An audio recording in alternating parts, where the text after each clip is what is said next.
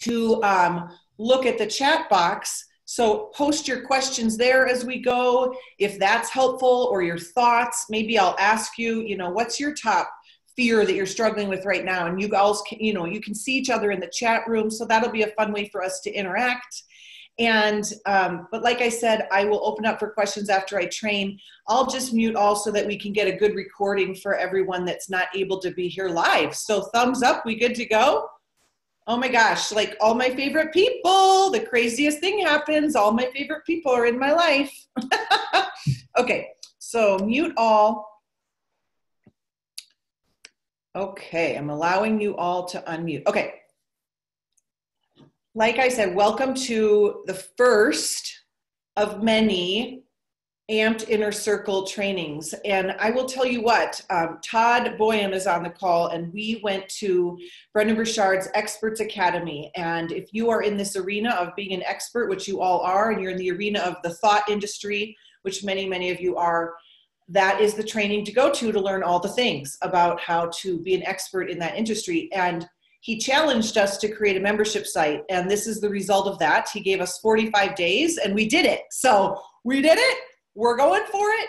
And it's the one thing he said. I will tell you this. He said if I had to start my career right now, the first thing I would do is create a membership site. So I want you to think about this as you watch me and as you're in this, of how could I make this for my people? And a membership is something that our culture really right now, they understand. Everyone's a member of something, whether you're a member of Netflix or an online gym membership where you're watching the girl do the things, or the guy, right? Whatever it is, people are really open to receive this. And so I hop in once a month, and then they've got this Facebook community where you've got each other, right? And so it's usually your low tier. You want to have a low, medium, and high tier offering. So this is my low tier. So just wanted to throw that in. What I wanted to start with today in the first session was really like Psychology 101 on steroids for high performers. And steroids are bad. We would never do steroids, right? Nor would any high performers. Okay, but this is really, we're going to throw advanced techniques that I've learned as a psychologist at our thoughts around our business. So the thoughts that we most commonly all have and share together. And we're going to talk about some of the fears that we commonly have, but not just regular fears. We're going to talk about the unique set of fears that high performers have and how we're going to need to really challenge those. So I think you're really going to love that part of it. But again, chime in as you want. I want to go through 5 main points. Okay, so take notes as we go if you want. But the first thing I want to cover, let me back this up. The number one thing across the board that my clients as a high performance psychologist and coach say is the thing that gets in their way is they say, me. I think it's fascinating, right? So you can have all the greatest strategies in the world, but if your brain is like on sabotage mode, or if your brain doesn't think you're deserving, or if your brain doesn't know how to deal with the fears that are going to come up when you go to the next level, it has the potential, unfortunately, my friends, to take you out of the game altogether, right? And so there's this saying that I love, and it says, businesses are won or lost in the 6 inches between your ears. Businesses are won or lost in the 6 inches between your ears, right? And I always say, like, this brain can be a dangerous neighborhood to hang out in, or it can become your best business partner. Okay? So let's dive in. The first thing I want to talk about is good news, and I'm going to lay it out. Here we go. Not all your thoughts are true. Is that not the best news ever? Okay, this is so good because thoughts, let me just give you an example of why that's so good, and you can think of your own. If all my thoughts were true, by now in my life, I would be hopeless, useless, never gonna make it. I mean, you could just insert, like I could go on, right? Thank God not all of our thoughts are true. And I say that because I want you to understand what you have power over and what you don't have power over. okay? What we have power over is our second thought, not our first thought. We're going to teach you how to create new first thoughts, but as you're rewiring your brain from faulty learning or learning that has some things in there you don't want it to have. Maybe there's been learning trials in your life, almost like a virus in a computer, right? You don't necessarily have control over that first thought. So let me give you an example. When I was getting ready to host my first event, even though I know that's my goal, my brain was like, what the heck are you doing? Abort, abort. It was like, turn the car around. This is the scariest thing you could ever do. Why would you do this? Like, I'm sure this is, those thoughts were not invited. They were automatic. They were intrusive. They were annoying. They weren't helpful. And that was out of my control. So part of our thought processes just comes through learning trials, through which we have no voluntary say of, okay? Over time, you can train your brain to think differently, and that's what's called neuroplasticity. And that's why I'm in business, because I'm going to teach you how to train your brain so that your first thought's going to be more helpful, and those negative thoughts are going to go down in frequency and believability. They're going to go down in frequency and they're going to go down in believability. But if it's the case that not all of our thoughts are true, then I think we get to have a different relationship with our thought process. And it's one in which I call the observer stance. Now, you've probably heard about this, and we know from Brendan, common sense is not always common practice. But I want you to really think about this with some new eyes and new ears and throw this at your business and where you're at currently in your business and in your life. But I want to give you a trick. I want you to imagine this is my newscaster microphone, okay? And I want you to imagine that you're going to just start becoming a newscaster of the thoughts that are coming up in your brain. So she's having the thought now, ladies and gentlemen, that this is really fun to have all these people on Zoom. And she's having the thought that, oh my God, does she really have 45 minutes of material? And is this really going to be helpful? And she sure hopes it is. She's having the thought that, insert your thought, okay? It's a simple technique of literally putting these words in front of your thought. I'm having the thought that. That's it. Or I just had the thought that. So you can imagine when your next level of success is staring you in the face and you're getting some anxiety or some fear, you could say, I'm having the thought that I should quit my business right now. Like right today. I'm having the thought that this was all a really bad idea, or whatever the thought is, right? I'm having the thought that I don't know if I can sustain the success.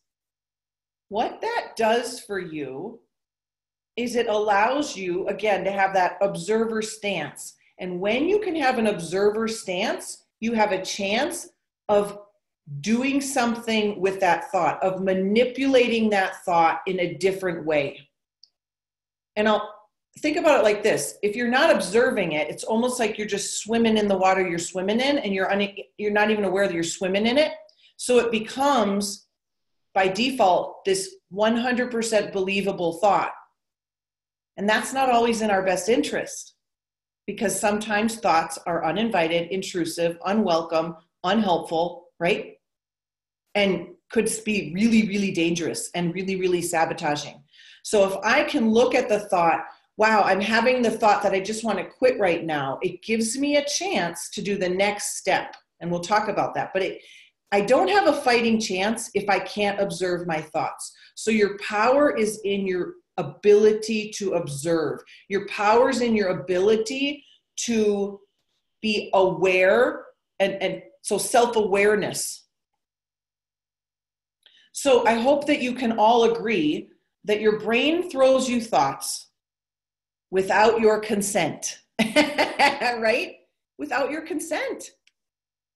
And we've all experienced it. It's annoying, but we can do something about that. And as we train it to be a successful mindset, those other thoughts are few and far between. So it's really, really great. Okay. So imagine if you had this idea of, I'm having the thought that I just want to quit right now.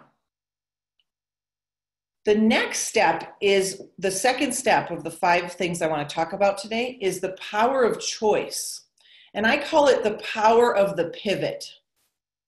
So the first step is observing, but the next step is to say, wow, I just had the thought I want to quit.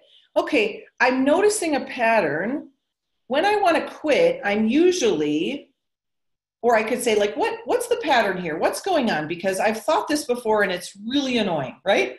So I might notice some patterns in myself. Oh, when I think about scaling, or I spend a lot of money that I don't quite know if I'm going to get back, my brain's like, abort, let's stop this. Like, I got a solution for this, right? Or, oh, I noticed that my brain does that when I'm really fatigued. Oh, interesting pattern. So my brain comes up with, we should just quit whenever I get fatigued. So here's my 4-step, I call it my bless and release method. So we're still on point number 2. Point number 2 is the power of choice.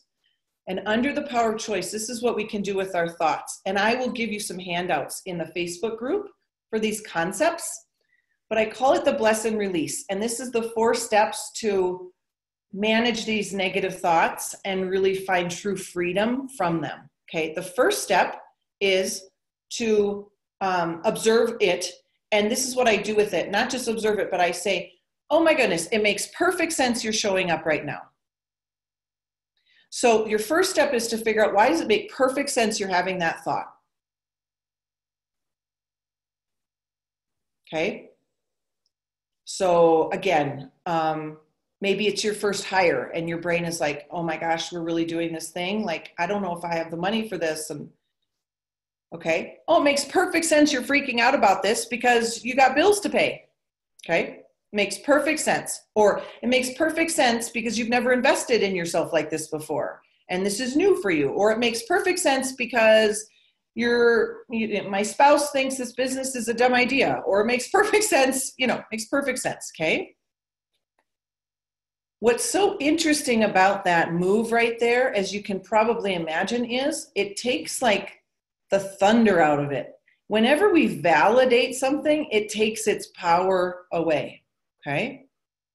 Okay. So your job is to learn how to validate all the feelings and all the things you experience as you're growing this life and business you're obsessed with, right? Okay. So the second step is to thank it for showing up. So I want you to dig deep and find out where it is trying to protect you, or why it makes perfect sense it's showing up.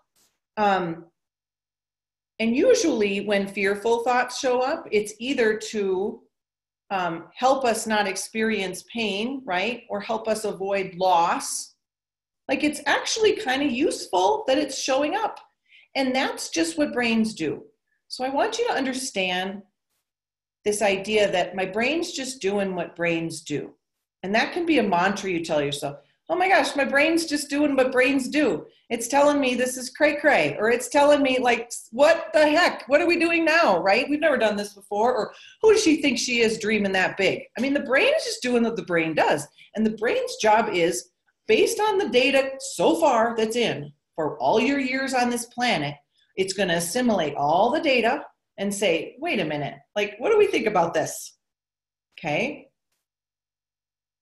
So your first step is to acknowledge it. Oh, look, it makes perfect sense. Thank you for showing up. The third step is to tell your brain how things have changed, or to tell your brain that things are, there's a different set of rules, or there's a different set of circumstances, or I'm safe now. So I'll give you an example. My sister, bless her, but she always told me growing up I was terrible at telling stories. So you can imagine, as a professional speaker, our job is to tell stories. And so I had to really work past that as I was thinking about stepping into this career that I wanted to do. And the chatter that would pop up in my brain was, you're a terrible storyteller.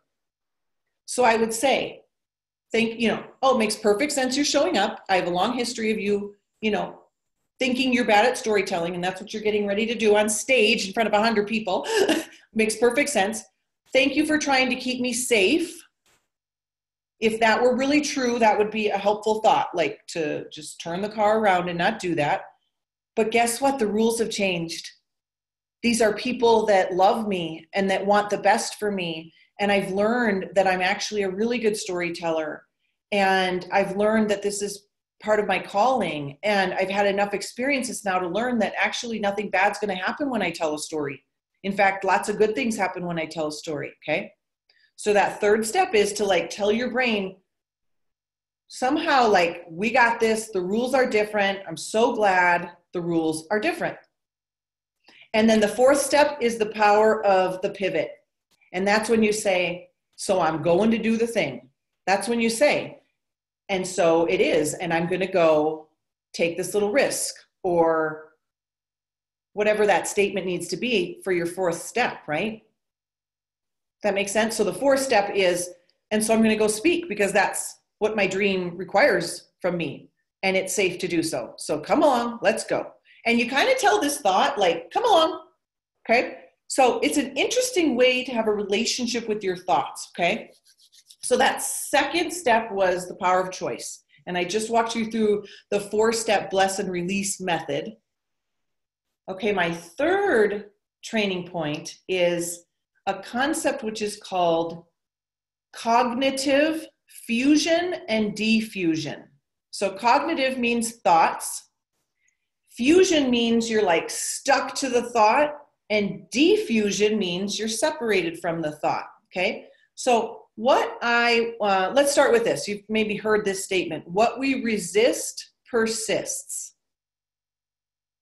So this is going to show up in your business and in your life.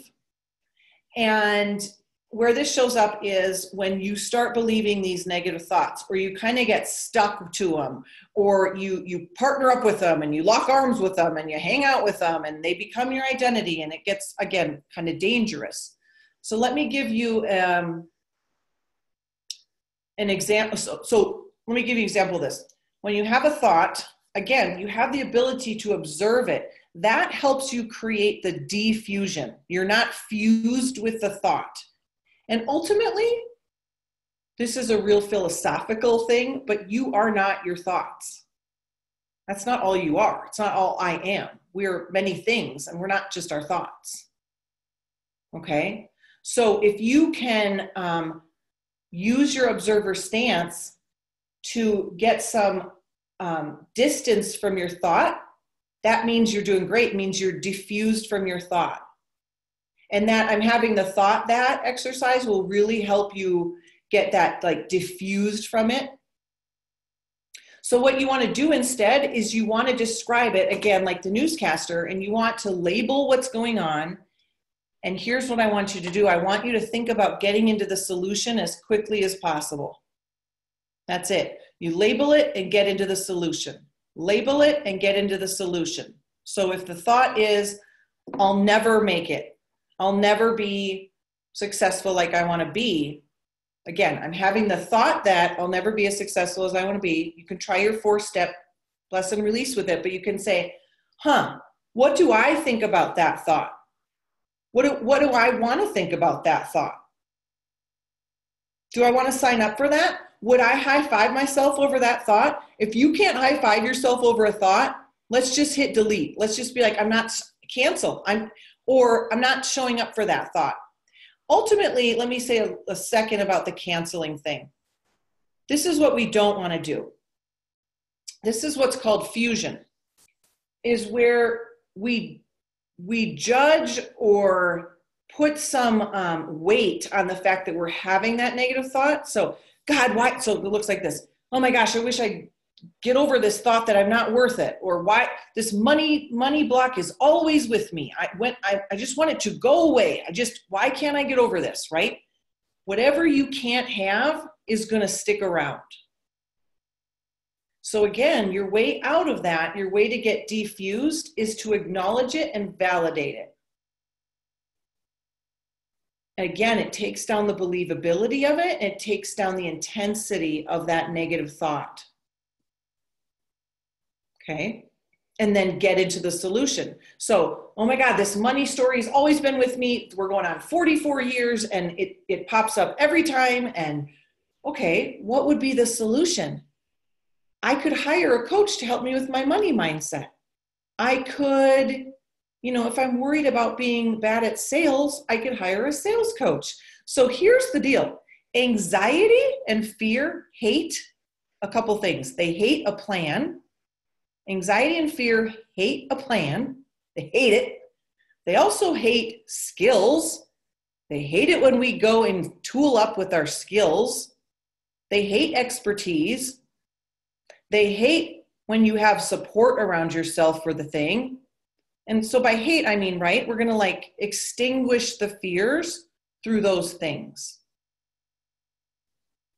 So the third concept again was this idea of cognitive fusion, where you're stuck to your thought and you think you're your thought and you can't get distance from your thought, which is kind of causes a lot of suffering, can cause a lot of suffering. And cognitive diffusion, which is, okay, you showed up. Okay, you always show up at this time. You always show up when I'm paying my bills, or you always show up when I'm thinking of stretching myself. Okay, here we go. And you get that distance from it. Okay, the fourth thing I want to talk about is affirmations, and I want to talk about the psychological research of how to do them correctly. So there's some research that's been showing up in the last couple of years that if you do affirmations a certain way and the wrong way, and I'll teach you what that is, it actually will function to cause you the opposite of what you're wanting it to cause you. So it can cause you shame, self-destructive thinking. Okay, so here's what we learned from SNL, an affirmation needs to look like. I am smart, I am, beautiful, and everybody likes me, right? Or we've been taught maybe to stand in front of a mirror and say, I am a millionaire. And guess what the brain does with that? It's like, liar, liar, pants on fire. No, you're not. And by the way, you never have been. And by the way, you've been thinking you want to be for years, so you better look at the data and shut down that dream. Because remember, the brain just does what the brain does. So we want our affirmations to actually be somewhat believable. And that might seem kind of weird, but research shows that when it's not, the brain is going to come in and kind of short circuit that, and it's not going to work the way we want it to work. And so look at the difference between this. I love everything about my body. Okay, the brain is like, liar, liar, pants on fire. Whatever, right? If that's the case, right? But here's a better way to do an affirmation. I'm learning to love my physical body. I'm learning to love my body every day a little bit more. Or I am open to receive self-love. Those are true statements, right? So here's what we want to do in our affirmations. We want to make them somewhat believable. We want them to have, it's helpful to have there be some sort of intention, some kind of intention quality to them. So I am creating, or I am open to receive, or I am willing to, or I am learning the steps to become successful, or I am, I am open, right? So there's intention. And then the other thing we want that's really helpful that will kind of supercharge them is to have a positive energy, a positive feeling attached to it. I'm so excited to be learning to love my body more every day. I'm so excited for the day when I will fully accept myself. I am open to receive that. Okay? Okay. Here's the biggest place where we go wrong in affirmations, and it will shut us down. It's when we accidentally mistake a goal for an affirmation. So goals are different than affirmations. And let me give you an example of how dangerous this can be. So I see this a lot in network marketing. Their affirmations are, I will be this rank, insert rank by December 1st, 2018. And guess what happens when they're not? The brain does what the brain does. And it says, yeah, there again, you didn't meet your goal. You better not dream anymore. That would be, the brain's job is to protect you from pain. The brain's job is to protect you from suffering. The brain's job is to make order out of all the data, okay? So be really careful about understanding it's super important to have goals. Like, hello, that's what we talk about in high performance all the time. But it's very different than an affirmation. So we can change it, we can tweak it a little bit. I work every day towards my goal of being that by that date.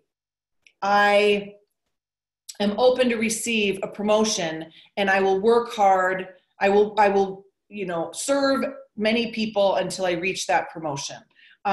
You could even start wondering. I call this the wondering technique. I wonder how great it's going to feel when I reach that rank.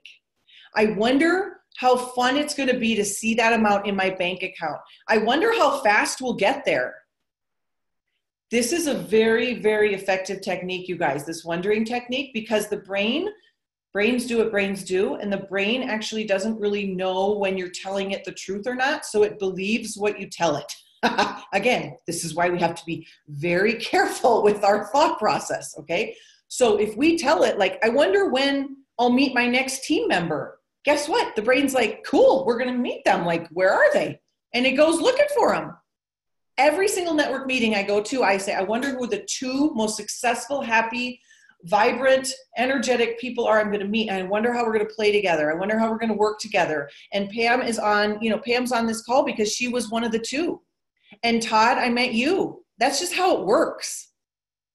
I always find them. It's not a coincidence. It's like when you become pregnant, Todd, hopefully we're not ever pregnant, but that'd be weird. But when you become pregnant, all the pregnant people of the world like pop out. They're like, where did all these people come from? Your brain will go and find what you look for. So I wonder where my next $1,000 client's going to come from, or whatever it is. I wonder how fun it's going to be when we put our feet in the water in Hawaii. And I wonder what my kid's face will look like when they see a dolphin for the first time. I wonder how fun that's going to be. Your brain's like, cool. It's happening.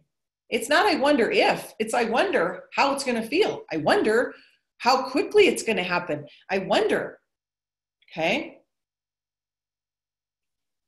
This is what the wondering technique does. And I want to teach you something about the brain here and give you a construct that's really, really helped a lot of my clients. And it's the difference between living in the land of probability and living in the land of possibility. So until you really train your brain to live in the land of possibility, the brain's kind of default is living in the land of probability. And this is what probability looks like. Let's look at the data so far. Let's look at the real data. Like, she's wanting to become a millionaire this year and she's never, hit 200 grand. So what's the probability of that, right? It's just the brain doing what the brain does until we train it otherwise, right? So we've got to consciously shift a lot to the land of possibility. If we can put a man on the moon, supposedly we did, just kidding. If we can put a man on the moon, okay, all you need is possible. So find one person that's done what you've done. Or can I learn the skills necessary to grow into that person I need to be, okay? So Tony Robbins says successful people do not necessarily have resources, but they have resourcefulness. And we know Brendan's definition of confidence is one's ability to figure things out. So have you ever figured things out in your life? Yes. You have a great track record of figuring it out, okay?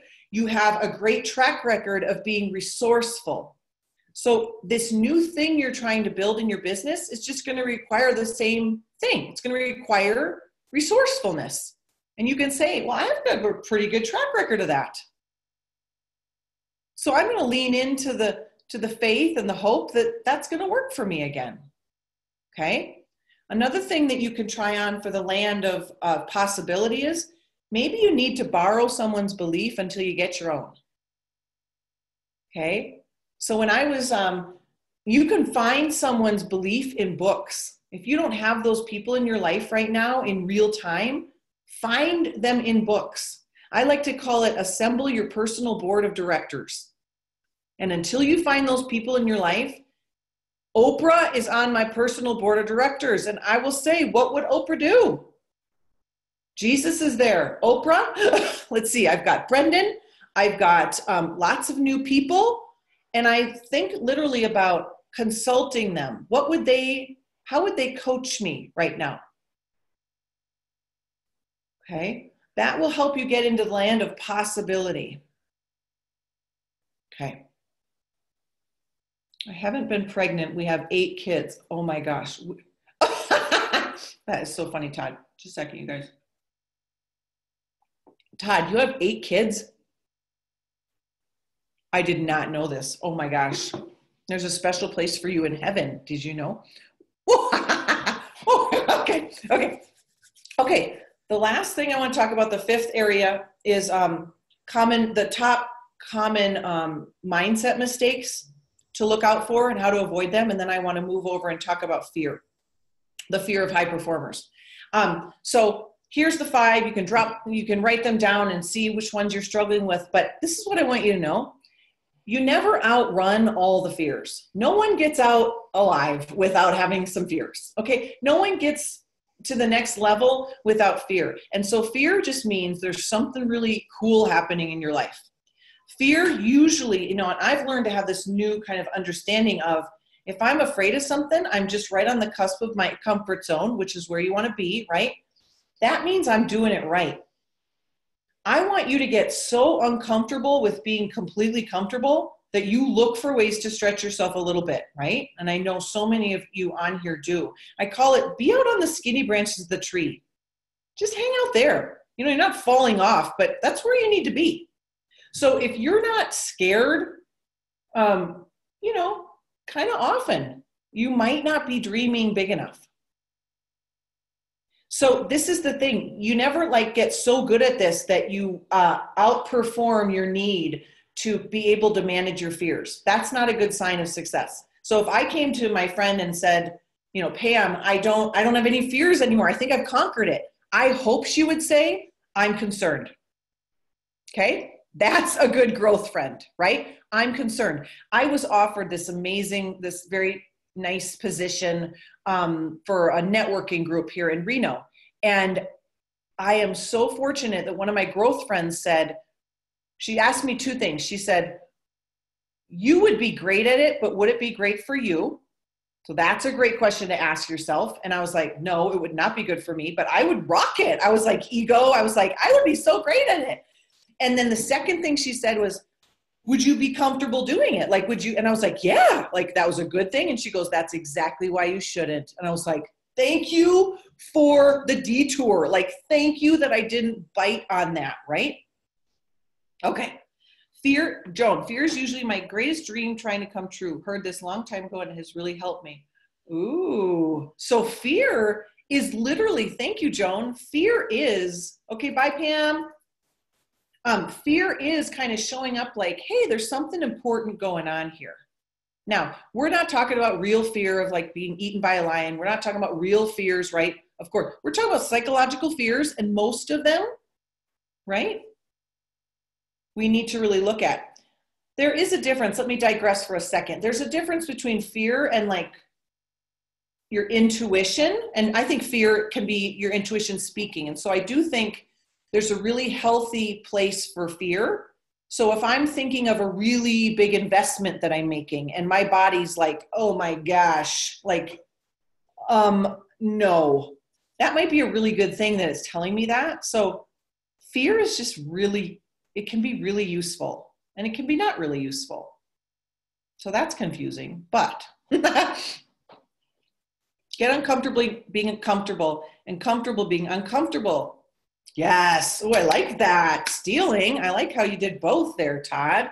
Okay, so here are the top 5 mindset mistakes that we've got to watch out for. The first is we're not specific enough. So I want to create a really big, successful business. Okay, your brain is like, we don't know what you're talking about. We don't know how to get that. And by the way, that's just way too big.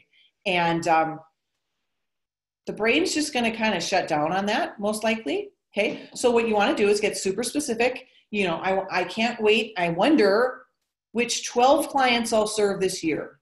I wonder who they'll be. I wonder how old they'll be. I wonder what changes we'll make in their life. I wonder what they'll text me after working with me and say, thank you, Dr. Aaron, you helped me with this. Okay, I wonder, get very specific about that. You know, I've worked with many real estate agents. I wonder who are the 45 families I will help this year get into their dream home. I can't wait to meet them. The brain loves specificity, so get super specific. And you can roll that back from your 10-year plan, back to your 5-year plan, from your 1-year plan, and then plan out your year. You know, the brain needs a time horizon that's not too big, so it needs a time horizon, it's called, of about a year.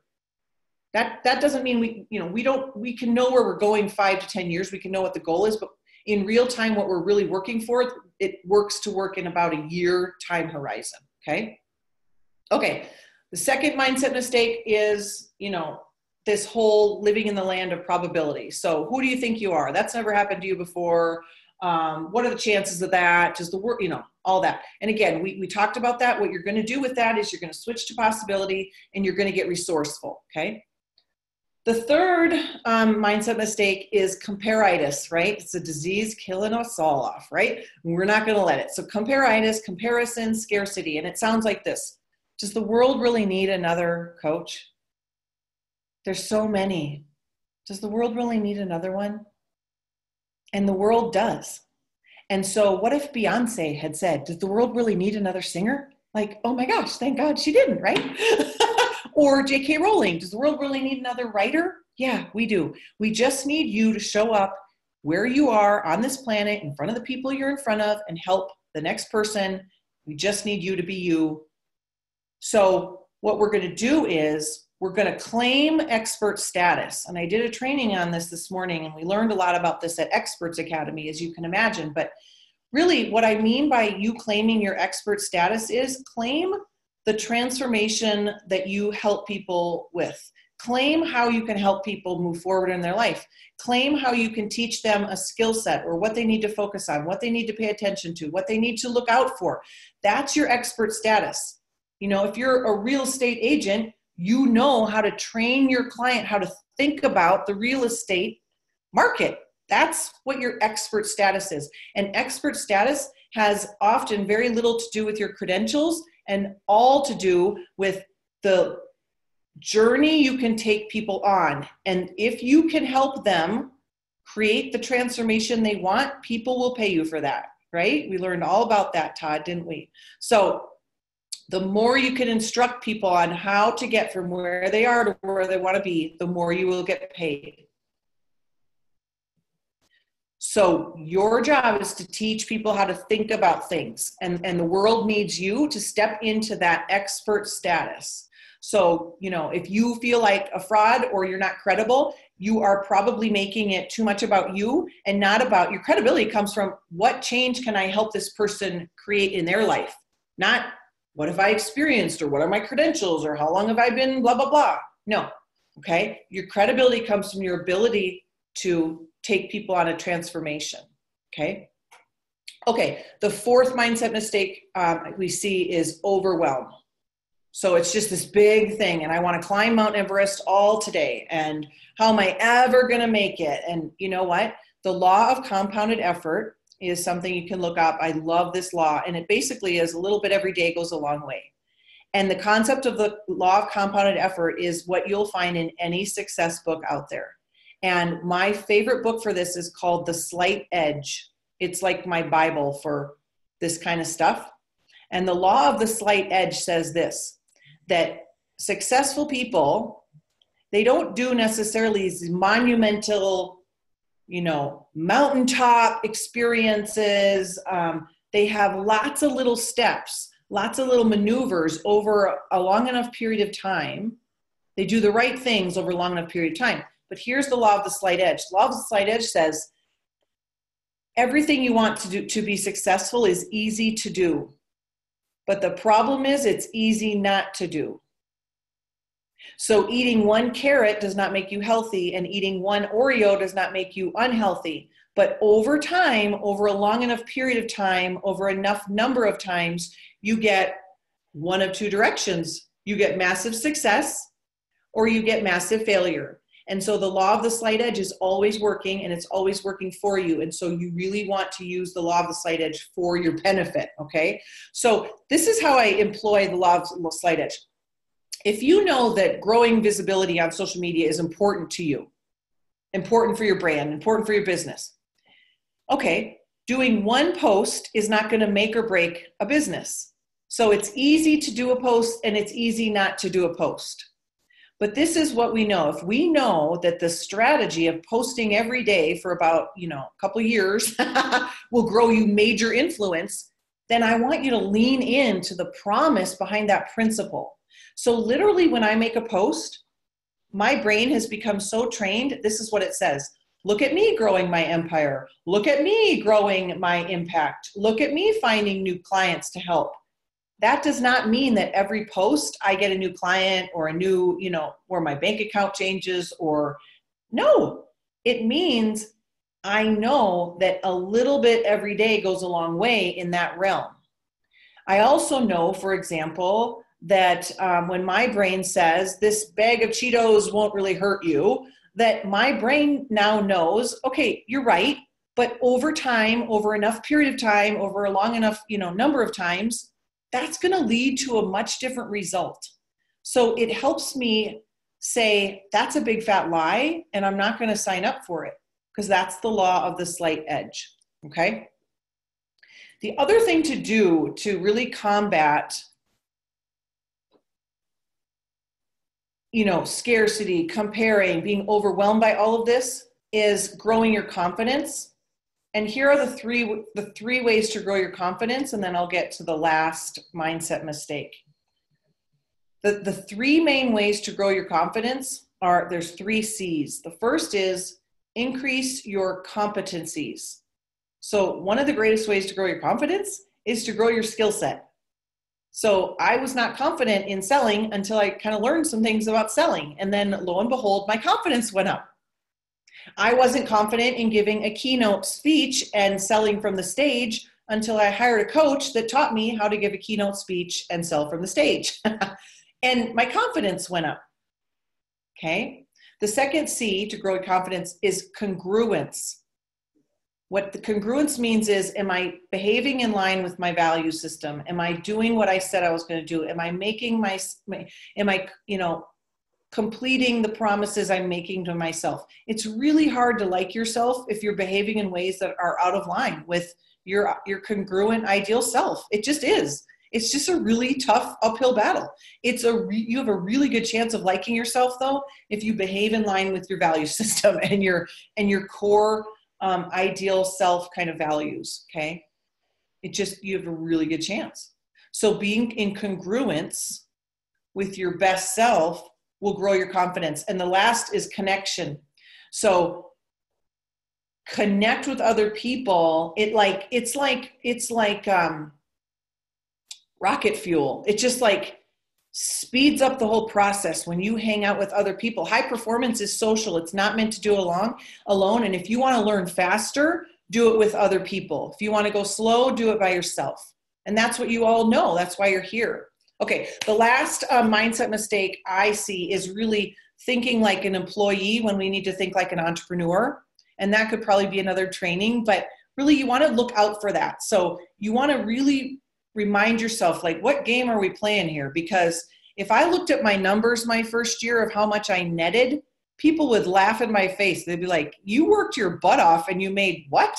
It was not that much money. I made a lot of money, but I spent a lot of money because I was scaling and leveraging, right? So if you have to really be clear about, how do I measure success as an entrepreneur? Because sometimes in some stages of your business, it's not necessarily a direct correlation with how much money you're making, although I'm all about helping people make money.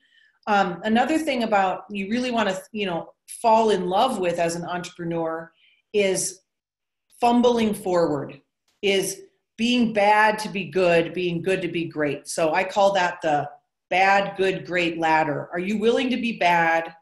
Bye, Jill. Thanks for hopping on. Are you willing to be bad to be good, and then good to be great? You know, and are you willing to start? Are you willing to be, you know, new?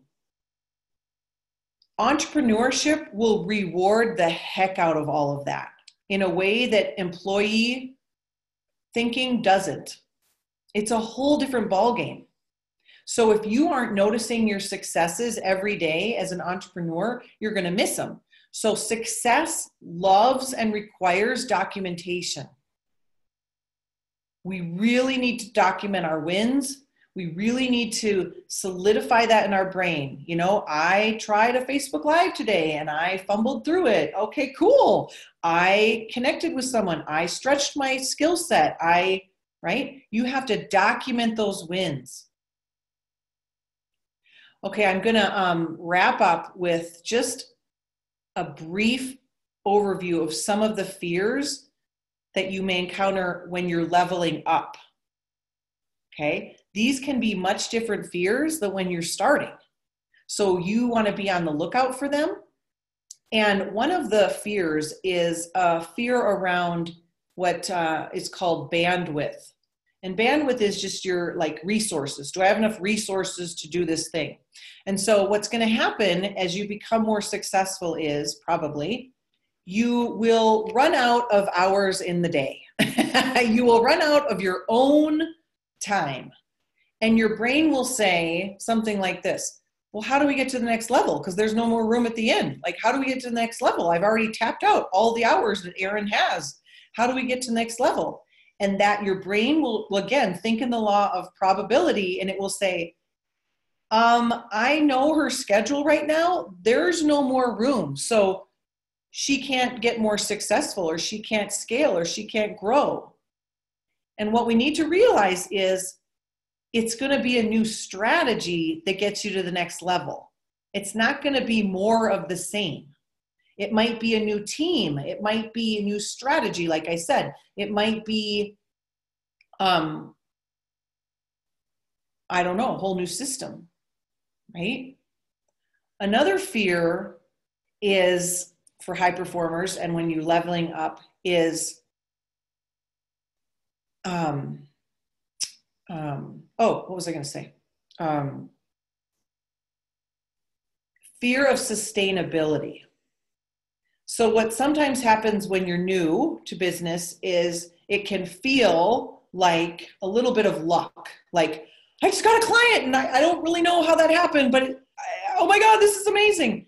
And what happens is eventually you need to be the one that's in charge of client generation. And you want to be the one that is actually the one that's driving client generation, so that you know, I got to sustain this for like the rest of my career.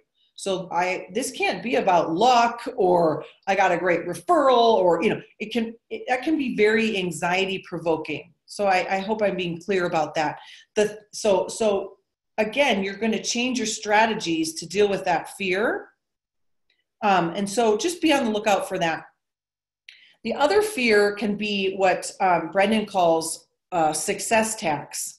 And success tax is the price that we have to pay sometimes for leveling up. And sometimes that's people having negative opinions about us, or people not wanting to be in our life anymore, or just not jiving with certain people. It can also be success tax can be, you know, the more influential you become and the more revered you become, or viewed as an expert sometimes, and this is so negative, it's not even the way I think, but there can become like a target on your back of people trying to find fault with you, or accusing you of not being, you know, of integrity. And just know that that means you're exactly where you're supposed to be. If you're in integrity, just know that, yeah, that's the price that I'm willing to pay. One of my clients, I remember, she sent me her first hater, like on Facebook, someone was, you know, like kind of hating on her, and she sent it to me and she's like, Dr. Erin, look at this. And I said, congratulations. And that's how I really want you to think about it. Not that it's fun, and not that, you know, it's not going to be a frequent occurrence, but people have no idea the success tax that I've had to pay, and you wouldn't know it. And it's not pretty, and it's not fun, but be willing to pay some of that success tax. Okay. So I'll wrap up with, every new level has a new devil, so to speak. New level, new devil. And it's just a new opportunity, right, to train your brain for the next level, right? Joan, I've been using Brendon's planner, really finding helpful. Oh my gosh. Isn't it amazing? I have so many clients of mine, I gifted them that for Christmas, and they're seriously buying it for Christmas presents for like all their family, and they walk around with it, and it's just so helpful. But, you know, the brain can be trained to think differently, and that's what his high performance planner helps us with, is activate our brain, and then it becomes just the way your brain thinks, and it becomes more automatic, right? And it's going to be an awesome thing for you to watch, that your brain just creates that new neural pathway, those new neural pathways, and you become a courageous person, and you become resilient, and just a person that thinks totally differently. And it's very exciting. So I will end there, and thank you for listening to me and just being so engaged. And I would love to see if any of you have any questions. So I'm going to unmute. Maybe I'll mute everybody, and then, yeah, you can chime in if you have a question. And if you need to leave, you can leave. I'm going to go with however many questions we have and hang on the phone here for questions, or the Zoom.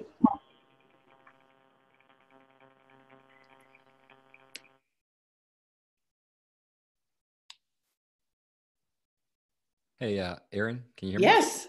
Hi, Todd. Hi. Hey, so you were just saying at the very end there, and I was writing it down, and then you moved on, but something about training for the next level, or something for the next level. How did you put that? New level, new devil. Is that New what you're level, new devil. Yeah. Yes, that's it. Thank you. I was trying to remember it, and I got distracted. New level, new devil. I love that. Right. My new devil is scaling, and for some reason it's terrifying me, and I really have to train my brain to fall in love with scaling and all that means. And it's a daily practice for me. And so just, yeah, new level, new devil. Another question. I knew you, I've heard you talk about, getting a coach to help you with sales when you got going. What thoughts do you have for somebody really getting started with that and really wanting to go to the next level? Like, what is their preferred resources, or, what's your thoughts on that? Great question. And I knew that was like pivotal skill set for me, that if I didn't learn that, everything else was going to be for naught. And I knew I kind of only was having you only really get one opportunity to like fully launch your business. I mean, if you suck at it, it's going to be hard to if you suck at sales, it's going to be hard to like relaunch a whole thing. So I did hire a coach, and I just became Saleswoman of the Year. So I can help you with that. But this is who I love following. I love following Grant Cardone. So Grant Cardone is the number one he's just known as the number one salesman in kind of the world. He's a billionaire. He has a conference February 1st and 2nd down in Miami. And his whole concept is 10x your business and your life. But he's known to be the greatest salesman. His books that I would recommend are Sell or Be Sold. And it's this idea that we're always selling. We just, whether we know it or not, we all are. And it really helps demystify all that and give you the skill set for that. And also, I've been following also Seth Godin, and he is a marketing genius. And so he has a new book out about This is Marketing, and it's brilliant. But yep. I also just listen to his like audios, and that helps me. But here's what I know about learning sales. You're going to learn this quickly. You're going to only need like 2 or 3 sessions to learn sales. Like, you can learn sales quickly, but it's knowing how to do it. I practiced with a friend of mine who was a sales coach. So do you have anyone in your life that's like, can I practice with you? Could we trade something, or I don't know, or would you be willing? So I started there also when I was brand new. And really sales is just really understanding psychology of it all and understanding how to really figure out what your person wants. That's it. So I always say, this is my best sales tip. You're going to love this. So it's appropriate for this time of year. Think of being Santa Claus. So Santa Claus asks people what they want and then figures out, do I have it in my bag? But Santa does not go around like, I have the greatest thing for you. Let me tell you all about it. And the other person's like, I didn't even want that, you know? So we can learn a lot from that of truly your job in selling is to understand what problem people want solved and fill it. That's it. So selling is a lot of asking questions and talking very little. So yeah.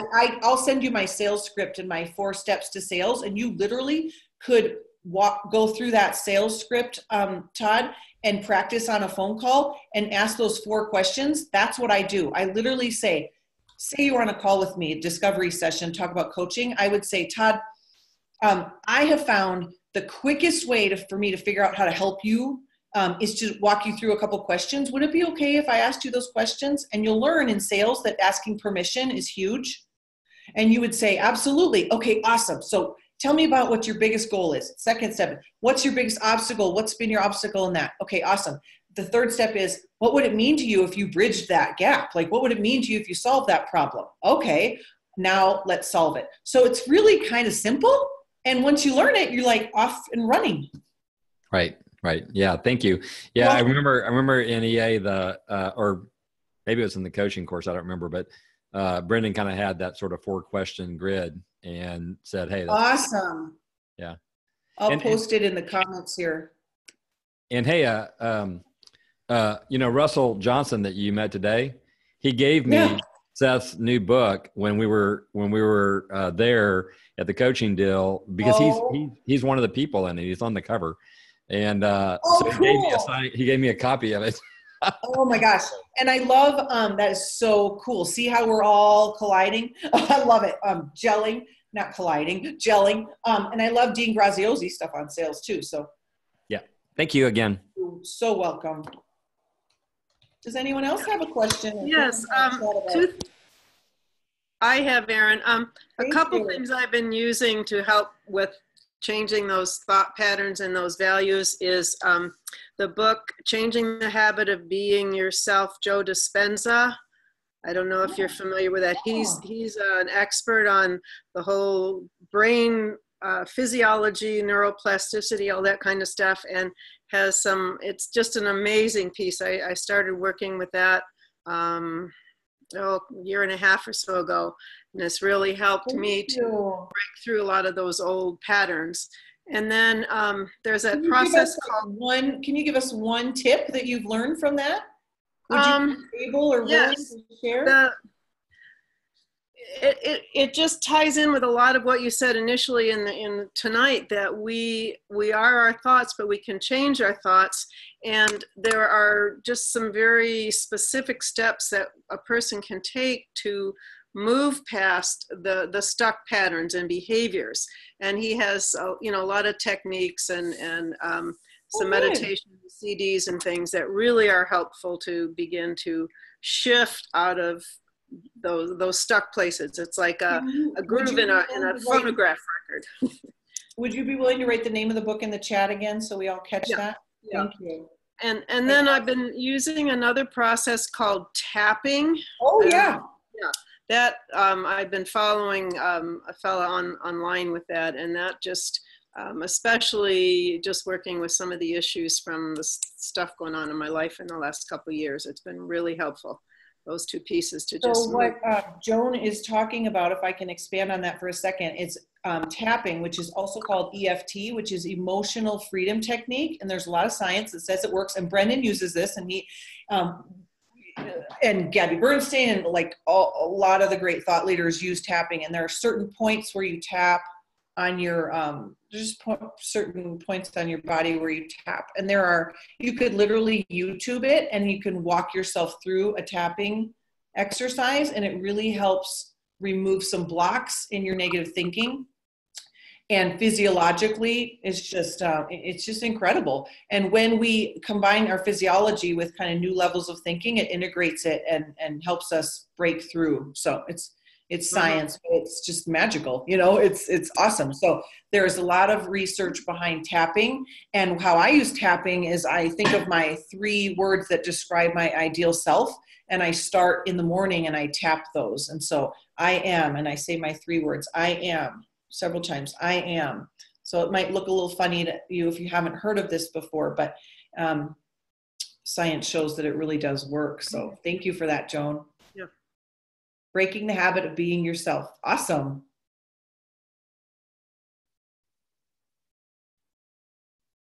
I wish I had access to Brendan's direction to calendar. Do you mean his high performance planner?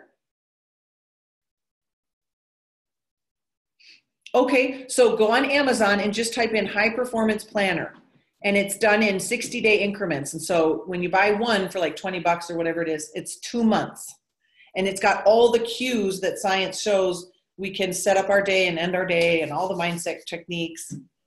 Hey, Erin, I think she's saying the directions how to use it. And if you actually go out to YouTube and just type in high performance planner, you will see him come up and teach that. I know that because I just sent it to my dad this last weekend. So just go out there and type in high performance planner on YouTube, and it'll come up as one of the first things. Oh, cool. Thanks, Todd.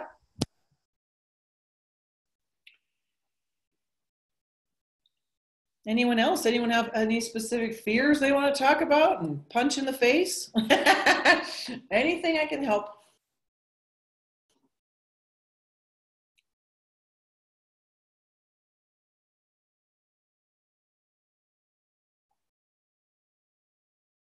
All right, you guys. So you're so welcome, Todd. Thank you for joining. And remember, you guys, high performance is social. And so if you have friends or colleagues that you know would love something like this, share it with them. And we'll see you on January 21st for the next Inner Circle. Thank you so much, everybody. Thank you, Erin. You're welcome. Appreciated. You're welcome. Thanks for joining. Bye. Bye-bye.